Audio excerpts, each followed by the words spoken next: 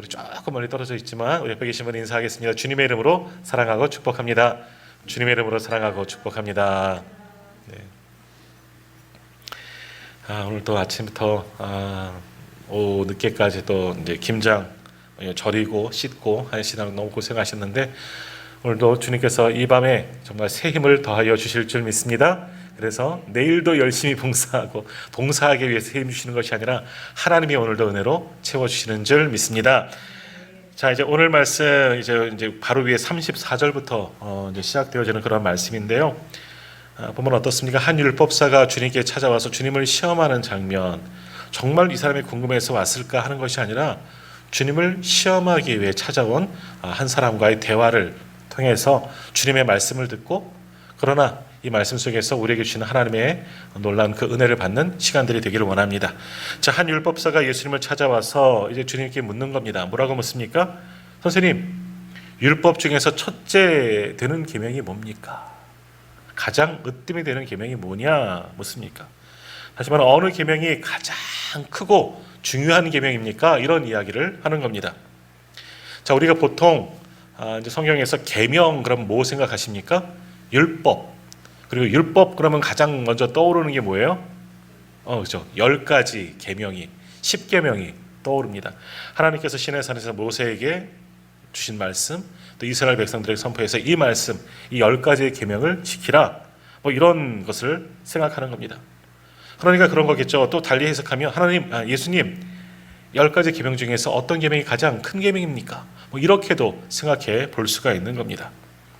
자, 그러나 우리는 이렇게 10가지 정도 계명을 알고 있지만 사실은 유대인들은 몇 가지의 계명이 있느냐? 613가지의 계명이 있다는 겁니다. 누가 또 친절하게 다 연구해 놓으셨어요. 근데 왜 613가지냐? 이게 의미가 있다는 거예요. 하나님께서 이제 보통 보면 10계명도 그렇지만 하라 하는 계명과 하지 말라라는 그런 계명이 있습니다. 안식일을 거룩히 지키라, 이건 하라라는 계명이죠. 우상을 섬기지 말라, 이건 하지 말라, 이런 계명들이 되는 거예요. 그래서 하라는 계명이 어떤 몇 가지가 있느냐? 248가지가 있고요. 하지 말라 하는 계명이 365가지가 있다는 겁니다. 근데 왜 248개이고 365개, 도합 613개이냐? 누가 여기다 의미 부여를 한 겁니다. 아마 유대인들도 그렇게 생각한 것 같습니다. 왜 그렇게 됐습니까? 248개.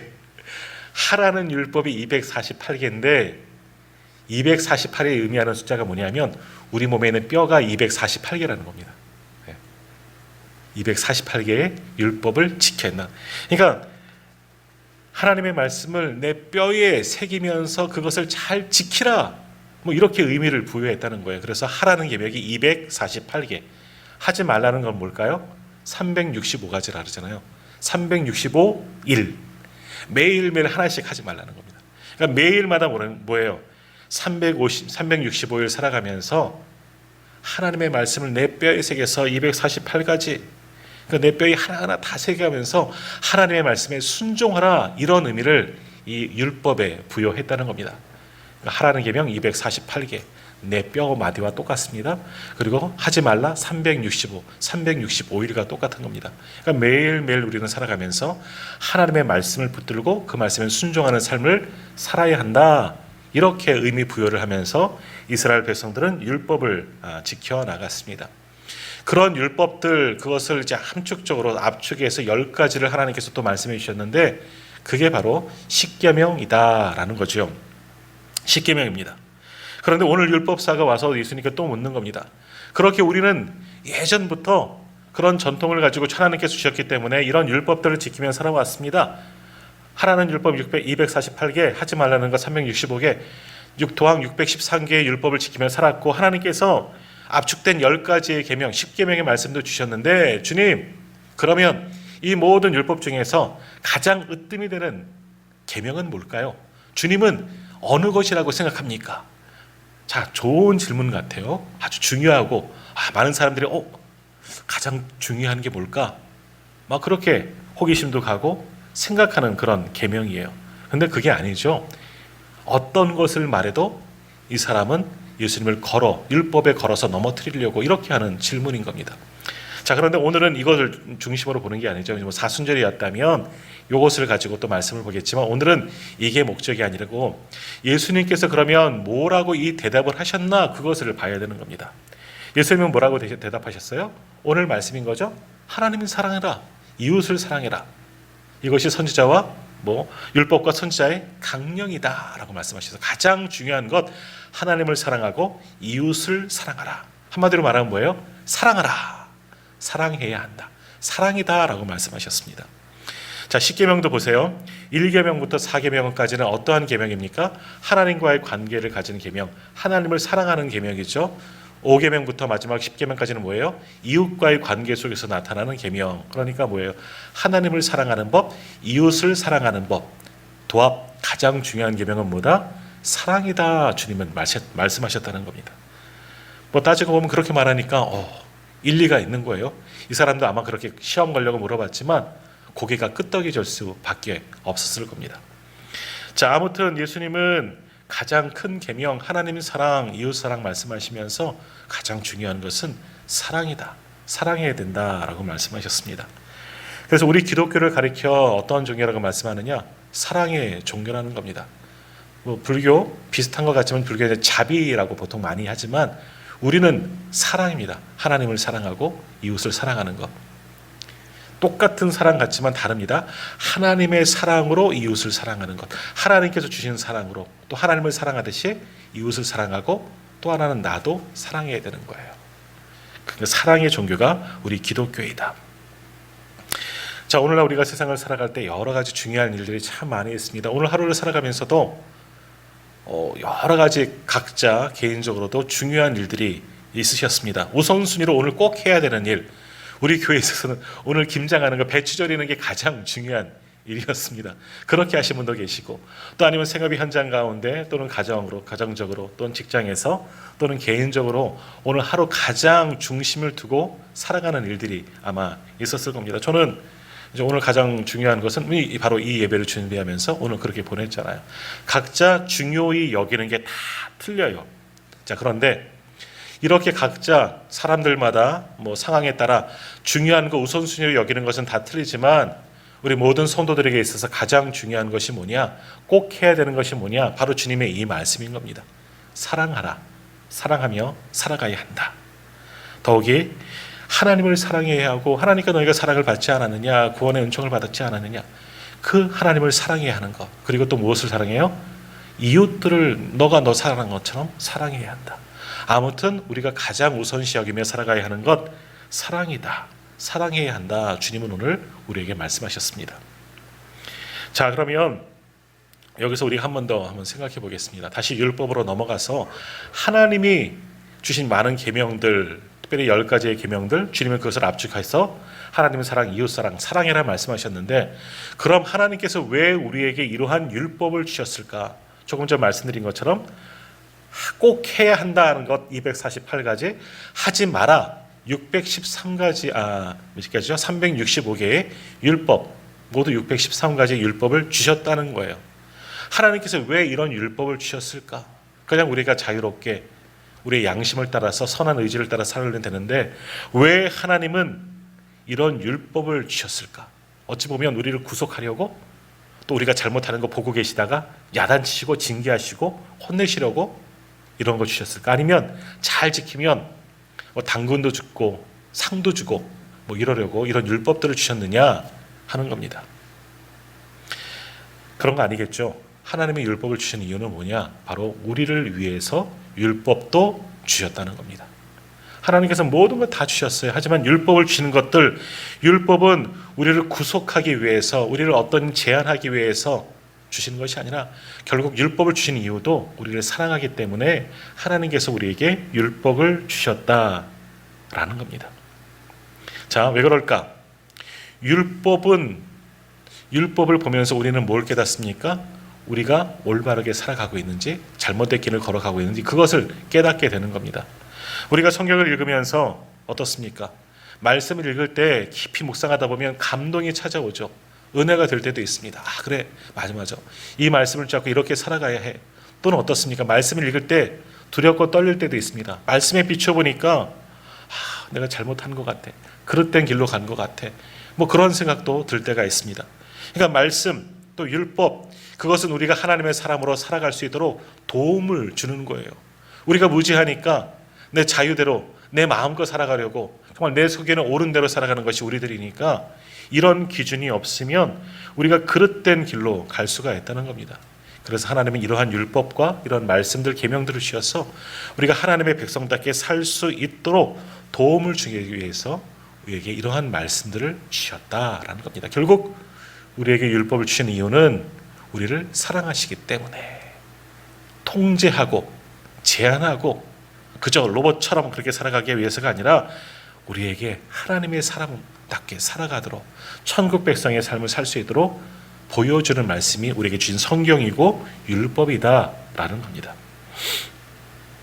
자, 우리가 예수를 믿고 좋은 게 뭡니까? 예수를 믿으면 행복해요. 그리고 예수를 믿으면 천국에 갑니다. 그죠? 우리가 예수 믿고 우리의 죄가 씻겨지고 회개하고 예수를 믿고 구원을 얻고 천국 백성의 삶이 되는데, 천국은 어디에서 누리는 겁니까? 언제 누리는 거죠? 나중에 죽음 이후에 저기 어딘가에 있는 하나님 나라로 옮겨져서 그곳에서만 천국을 누리면 될까요? 그러면 정말 행복할까요? 그때는 행복하겠죠. 근데 중요한 것은 뭐냐?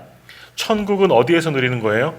나중에가 아니에요. 지금도 주님은 분명히 하나님의 나라가 이미 임하였다. 물론 말씀도 하셨어요. 이곳에서 우리가 천국을 누리며 살아가야 하는 겁니다.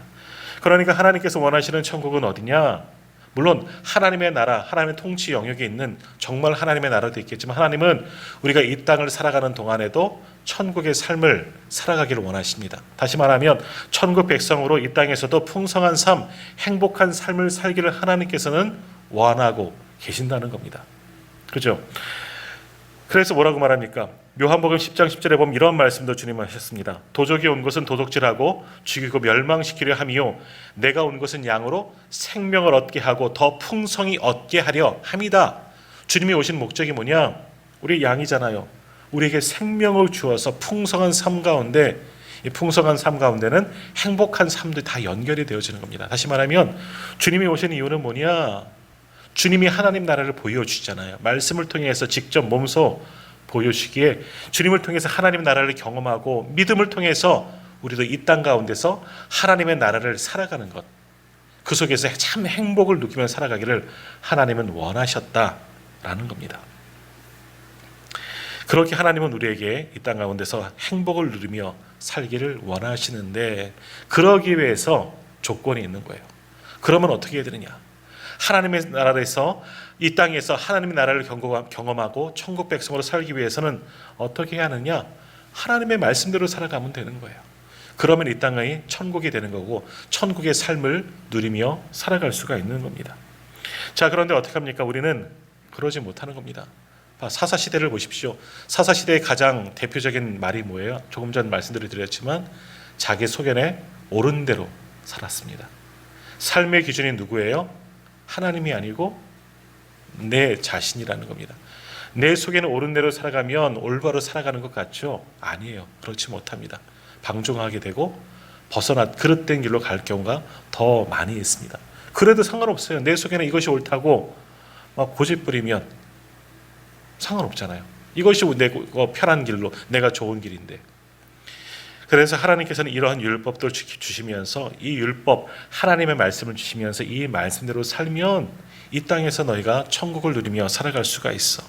이 말씀을 지키며 살아가면 너희가 이 땅에서 참 행복을 느끼며 하나님 나라처럼 우리가 살아갈 수가 있다라는 겁니다. 그러기 위해서 하나님께서 우리에게 율법을 주셨다라는 거죠. 또 주님도 오늘 말씀처럼 그 율법을 가장 큰 계명 물어봤으니까 그렇게 대답해 주셨습니다. 어떻게 하느냐? 하나님을 사랑하는 것, 하나님을 사랑해라.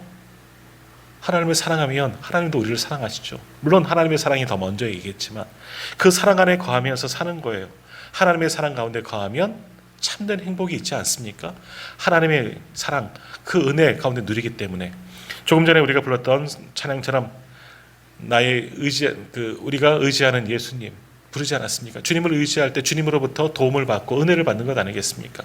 우리가 하나님을 사랑하면 그 사랑 안에 거하면 이 땅 가운데 살아갈 때 하나님의 놀라운 풍성하신 사랑과 은혜 가운데 우리가 살아갈 수 있습니다.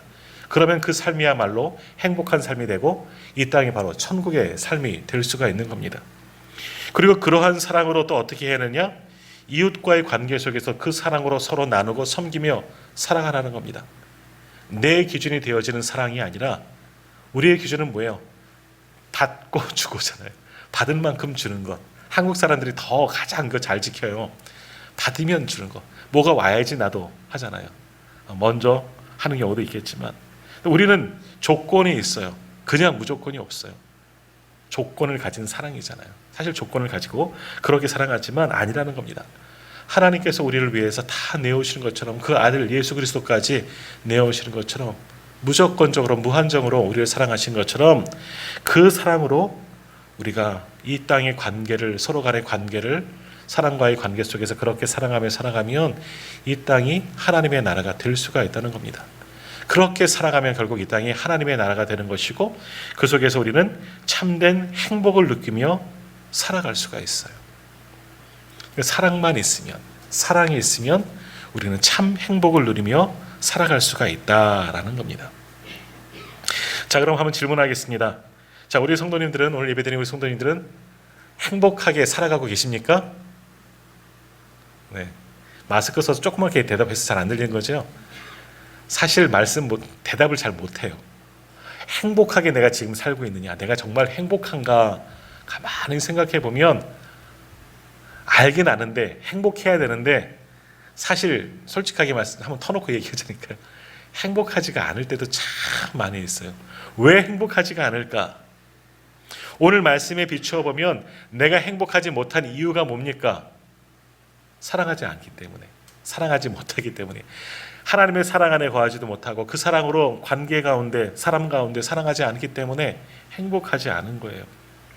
사실 이외에도 여러 가지가 있지 않겠습니까? 돈이 없어서 행복하지 않은 것 있을 수도 있겠죠. 뭐 어떤 분들은 그래요. 큰 평수 아파트에 살지 못해서 너무나 행복하지 않아. 불행히 건강하지 못해서 행복하지 못하는 것도 있을 수 있어요. 근데 이 모든 게 아니에요. 결국 오늘 말씀에 비춰보면 뭐가 없어서? 사랑이 없어서 우리는 행복하지 못하다. 근데 사랑이 없어서 행복하지 못하다 그렇게 생각하는 분들은 별로 없을 거예요. 부차적인 것들로 인해서 내가 행복하지 못하다. 조금 전에 얘기를 드린 돈이 없어서 나는 행복하지 못해. 매일매일 하루 사는 게 정말 근심 걱정이고 누추한, 우리 집은 맨날 이렇게 누추한 집 같아서 그래서 참 불행한 것 같고 여러 가지 불편하고 아픈 것도 있고 여러 가지 문제들도 있고 그래서 나는 행복하지 못해. 이런 것들이 더 우리를 불행하게 만드는 요소라 우리는 생각합니다. 그러나 정말 우리가 행복하지 못하는 것은 사랑하지 못하기 때문에, 하나님의 사랑 안에 거하지 못하고 그 사랑으로 함께 사랑하며 살지 못하기 때문에 행복하지 못하는 건데 다른 것에서 우리는 행복을 찾으려고 하는 것이 우리들의 모습이다라는 겁니다. 자, 우리가 흔히 이런 말을 하지요. 우리가 남녀가 사랑해서 결혼하면 처음에는 뭐 갖고 산다 그래요? 뭐 먹고 산다 그래요? 사랑 먹고 산다 그러잖아요. 사랑하면 살면, 사랑만 있으면 다 살 수 있다고 그렇게 믿고 또 그렇게 정말 살았습니다. 우리 다 지금은 정 때문에 살지만 다 그렇게 사시지 않으셨어요? 저도 그러고 처음에는 사랑 때문에 다 살았어요. 그래서 예전 처음 시작할 때 어떠셨습니까? 요즘에는 처음 시작할 때부터 좋은 집에서 시작하고 그렇게 다 갖추어 놓고 시작하지만 저도 그렇게 시작을 했습니다. 하지만 어떻습니까? 예전에 저희 부모님 세대 보면 어때요? 정말 처음 시작할 때 얼마나 어려웠습니까?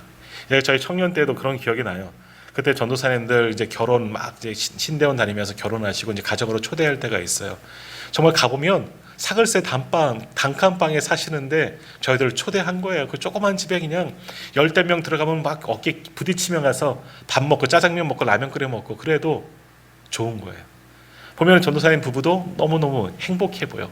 비록 없고 사례비도 얼마나 정말 조금 받아요. 정말 간신히 살 수 있을지 없을지 그랬고 저도 그랬고 정말 가진 것도 없고 정말 단칸방에서 어렵게 사는데 그래도 너무너무 좋으시대. 행복해 보이는, 정말 행복해 보이는 것이 그분들의 모습 속에서 나타났습니다. 그분들만 그러겠습니까? 우리들도, 또 우리 부모님 세대도 그렇게 보냈습니다. 얼마나 어려웠습니까? 그러나 신혼생활을 시작할 때는 그렇게 다 없어도 행복했어요. 무엇 때문에? 사랑하기 때문에. 내 사랑하는 님과 함께 있기 때문에 모든 것이 여기가 다 좋아요. 바로 거기가 천국이었습니다. 때는 다 필요 없어요. 당장 내일 먹을 것이 없어도, 주머니에 돈이 없어도 그냥 그때는 좋았어요. 사랑하기 때문에, 사랑이 가득했기 때문에. 그러지 않으셨습니까? 뭐 그런 시절을 언제 한 번쯤은 잊지 않으셨습니까? 있다고 좀 해주세요. 근데 지금은 어떻습니까? 지금 행복합니까? 그때에 비해서는 얼마나 지금 잘 삽니까? 많은 것 가지셨잖아요. 지금 차도 다 있으시잖아요. 한 대씩 다 차도 있고 한 대씩은 다 있으시고. 예전 그 집보다 지금 훨씬 큰 집에 살잖아요.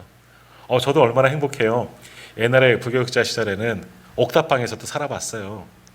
정말 반지하는 안 살아봤는데 옥탑방에서 여러 번 살아봤어요. 정말 짐 싸놓고 막 짐 이고 살 적도 있었는데 지금 얼마나 좋아요. 화장실도 2개잖아요. 얼마나 행복해요. 근데 옛날에 행복했느냐 지금이 행복하냐, 가만히 생각하면 옛날 어려운 때가 더 행복했어요. 왜 행복했을까? 가만히 생각하면 많은 것이 있었습니까? 돈이 있었습니까? 뭐가 있었습니까? 아무것도 없어요. 그런데 그래도 그때가 행복했어요. 왜? 사랑하기 때문에. 사랑하는 사람과 정말 알콩달콩 사랑하며 살기 때문에. 또 그때는요, 모르겠습니다. 저도 지금도 참 좋아요. 하지만 옛날 신대원 다닐 때, 이제 결혼해서 신대원 다닐 때 그때도 참 좋았던 것 같아요. 매일매일 어려웠어요. 어떻게 살지 하는데 여러 가지 말씀드렸잖아요. 소위 말하는 까마귀가 날라와서 새로운 은혜 주시는데, 뭐 필요할 때 먹을 거 주시고, 필요할 때 돈도 주시고, 필요할 때 학비도 내주시고, 막 이런 은혜가 있으니까 매일매일 놀라워라 하면서 살아갔다니까요. 그랬던 적이 있어요. 그때 지금 경험하지 못한 놀란 그 은혜를 그때 많이 경험했어요. 그러니까 그때는 사랑하는 마음이 가득했기 때문에 이런 행복도 느끼지 않았을까 생각합니다. 그런데 지금은 그때에 비하면 얼마나 많은 것을 가지고 많은 것을 누리며 정말 하고 싶은 거 다 하면서 또 좋은 차 타고 다니면서 얼마나 행복합니까? 저도 교회에서 차 해주셔서 얼마나 잘 타고 다닙니까? 좋아요. 근데 예전보다 더 훨씬 월등하게 행복하냐? 또 그렇게 말하면 저 스스로도 아닌 것 같다 하는 생각도 들어요. 아직은 좀 덜 행복해. 왜 그럴까? 왜 그럴까? 사랑 말고도 다른 것들을 필요하기 때문에 만족할 줄 모르잖아요. 사람은 뭐가 생기면 만족할 줄 몰라요. 더. 그리고 나만 그러냐? 다른 사람 보니까 다른 사람들은 어떻게 살지? 보면은 이상하게 저 사람이 더 잘 사는 것 같죠. 학교 다닐 때 저 사람 보면 나보다 못했는데, 저희 이제 동기 목사님들도 보면, 야, 내가 학교 다닐 때 저 사람보다 내가 그래도 좀 나았던 것 같은데, 제가 우리 동기 중에서 가장 먼저 전임 나갔잖아요. 3학년 때부터 저는 전임 사역하고 막 그랬는데, 그러면 근데 다른 분들 보면 더 잘 되는 것 같고 막 그런 거 보면 또 불편하기도 하고, 그들에 비하면 나는 더 불행한 것 같기도 하고, 그런 마음들도 많이 있습니다. 근데 왜 그러느냐? 결국 오늘 말씀이 답인 겁니다. 왜 우리가 지금 만족하지 못하고 행복하지 못한 것처럼 살아가느냐? 결국 뭐가 없기 때문에? 사랑이 없기 때문에, 참된 사랑을 알지 못하기 때문에 우리가 행복하지 못한 채 살아가고 있다라는 겁니다. 그러면 행복하려면 어떻게 해야 되느냐? 다시 사랑으로 돌아가야 돼요. 예전 그 사랑, 부부간의 사랑도 마찬가지지만 하나님의 그 사랑을 느꼈을 때, 하나님의 첫사랑을 받았을 때 그 감격, 그때로 다시금 돌아가면 얼마나 행복합니까? 그때를 회복해 나가야 되는 겁니다. 우리의 일상, 코로나 시절 가장 많이 나온 단어 중에 하나가 일상이에요. 일상을 회복하자 그러지만 무엇을 회복해야 되느냐? 우리는 첫사랑을 회복해야 되는 겁니다. 하나님께 받은 그 사랑을 회복하고 그 사랑을 계속해서 유지하면 정말 참된 행복을 느끼며 이 땅을 천국처럼 살아갈 수가 있는 겁니다. 자, 신앙생활도 마찬가지입니다. 우리가 예수 처음 믿을 때, 우리가 구원의 은총을 처음 받았을 땐 너무너무 기뻐요. 가만히 있을 수가 없어요. 너무너무 좋아서. 그래서 교회 오는 것이 너무너무 즐겁습니다. 교회 가면 너무너무 기뻐요. 예배하는 것도 기쁘고 말씀을 듣는 것도 기쁘고 찬양하면 그냥 내 체면이 있어서 억지로 참지만 어깨춤이 덜덩실덩실 나오기도 하고 그랬던 적도 있습니다. 처음 은혜를 받았을 때, 처음 주님을 만났을 때. 근데 오랫동안 신앙생활을 하면서 물론 그런 감격이 여전히 지금도 남아있지만 그러나 그런 마음들이, 그런 믿음들이 식어질 때도 참 많이 있습니다. 우리가 처음 예수 믿고 처음 그 첫사랑을 경험했을 때 그때가 믿음이 더 뜨거웠느냐, 지금이 내 믿음이 더 깊으냐 비교할 수는 없습니다. 우리가 더 지금 믿음이 사실은 깊어요. 사실은. 근데 차이는 좀 있는 것 같아요. 아무튼 다르기는 합니다.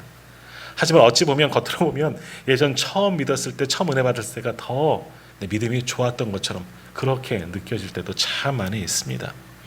결국 무엇이 문제일까? 결국 무엇이 문제일까? 역시 우리들의 문제죠. 예전만큼 우리가 주님을 사랑하지 못했던 것, 주님의 사랑을 깨닫지 못하고 느끼지 못한 것. 주님은 그때나 지금이나 우리 미래나 영원히 우리와 함께 하시고 동일하게 사랑하십니다. 아니 항상 우리를 더 큰 사랑으로 더더욱 사랑하시는데 우리가 그런 주님의 사랑 가운데 따라가지 못하는 거죠. 이전에 받았는 그 사랑이 아니라 더 큰 사랑을 요구하고 더 큰 애를 받기를 원하니까 역시 신앙생활을 하면서도 만족함이 사라진 겁니다. 영적인 행복함도 사라져가게 되었던 겁니다. 그럼 어떻게 되겠습니까? 우리가 다시금 온전한 신앙생활, 정말 바른 믿음 생활 잘하기 위해서는 어떻게 해야 돼요? 다시 첫사랑을 회복해야 되는 거예요. 에베소 교회 7교회 중에 에베소 교회가 말한 게 뭐예요? 첫사랑을 내가 잊었다. 첫사랑을 회복해라 말씀하는 것처럼 오늘 우리에게도 마찬가지입니다. 첫사랑을 회복해야 되는 겁니다. 그러면 되는 겁니다. 다시금 하나님의 사랑을 깊이 경험해야 돼요. 그 사랑을 깨닫고 그 사랑의 은혜를, 감격을 가지고 있어야죠. 말씀을 들을 때, 성경을 읽을 때, 묵상할 때, 찬양을 부를 때 어느덧 우리의 눈에서 눈물이 사라졌잖아요. 다시금 그 눈물을 회복해야 되는 거예요. 사랑에 나면, 사랑을 회복하면 그런 뜨거운 감동이 우리 속에서 솟구쳐 오르게 되어져 있습니다. 눈물이 메말랐다면, 만족함이 없다면 그 사랑에서 내가 조금은 식어진 거다. 그렇게 볼 수가 있는 겁니다. 그러므로 우리는 무엇을 추구해야 되느냐? 다시 행복해야 하려면, 다시 온전한 신앙생활하고 다시금 거듭나려면 사랑으로 돌아가야 돼요. 하나님의 사랑, 그 사랑을 깨닫고 그 사랑으로 주님 안에서 우리에게 허락하신 내 옆에 계신 분들을 사랑하고 더 넘어서 교회 울타리를 넘어서 이웃들을 사랑하는 것, 거기까지 나아가야 한다. 그것이 온 율법과 선지자의 강령이다. 가장 최고의 법이다. 가장 최고의 법은 사랑이다. 오늘 말씀하셨습니다. 오늘 이 사랑으로 우리가 서로 사랑하기를 소망합니다. 주님의 사랑 안에서 서로를 사랑하고 다시금 그 사랑을 회복할 때 참된 행복을 경험하고 그리고 우리의 믿음도 다시금 자라나고 성장하게 될 줄 믿습니다. 사랑하면 됩니다. 다시 한번 처음 인사하셨지만 그 마음이 아니라 새로운 마음으로 옆에 계시면 다시 한번 축복하겠습니다. 주님의 이름으로 사랑하고 축복합니다. 한 번만 더 인사하겠습니다. 주님을 사랑하고 축복합니다. 정말 사랑합니다. 입술로만 아니라 진심으로 사랑하고 그 사랑으로 서로를 섬길 수 있고 그 사랑으로 모든 것을 덮을 수 있는 우리 모두가 다 되시길 바랍니다. 우리 사진 찍을 때도 요즘에 보면 사랑하세요. 그래서 아이들 막 이렇게 요거 하면서부터 우리 사랑이 작아진 것 같아요. 이거 하지 마시고 우리 이만큼 합시다. 사랑합니다. 축복합니다. 그렇게 사랑하며 살 수 있기를 간절히 소망합니다.